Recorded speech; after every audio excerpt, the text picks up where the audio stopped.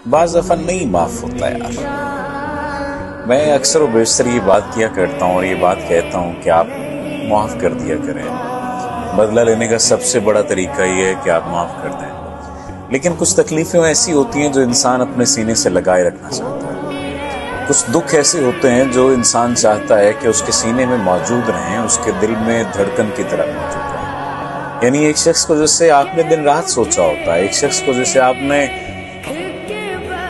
मिलने के लिए जाने क्या क्या किया होता है, जैसे आपने पाने के लिए जाने क्या क्या खोया होता है। वो शख्स जब सामने होता है तो वो फिर आपका नहीं होता, या सामने हो तो आपका होता है और आंख से ओझल हो जाए तो फिर आपका नहीं होता। एक ऐसा अजीब दुख होता है कि वो अपने हुस्न को आप पर निछावर करता फिरे लेकिन मोहब्बतें कहीं और निछावर करे। एक ऐसा अजीब दुख है कि वो आपके लिए जानो माल लगाता फिरे लेकिन दिल ना लगाए।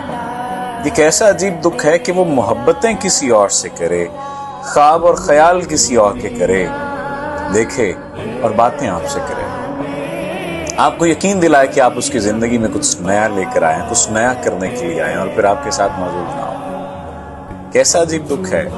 कुछ दुख मुझे लगता है कि इंसान के अंदर मौजूद होते हैं और वो अपनी ही सजा अपने आप को दे रहा होता है। वो ये समझता है कि वो दूसरे को माफ नहीं करेगा।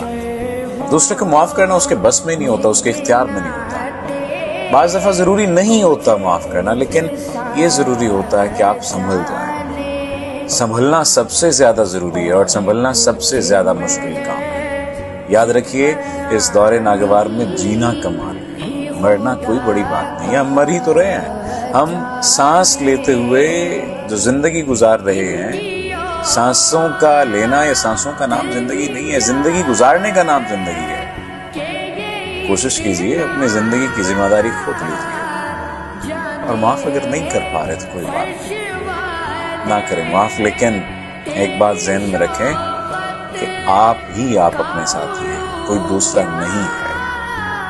और अगर कोई दूसरा होगा भी तो उसका कोई ना कोई मतलब वाबस्ता होगा आपसे। यकीन मान लीजिए, हो सकता है इस बात से आप इख्तिलाफ करें, लेकिन ऐसा नहीं। जितनी जल्दी इस हकीकत को तस्लीम कर लेंगे उतनी जल्दी आपकी जिंदगी में आसानी आ जाएगी।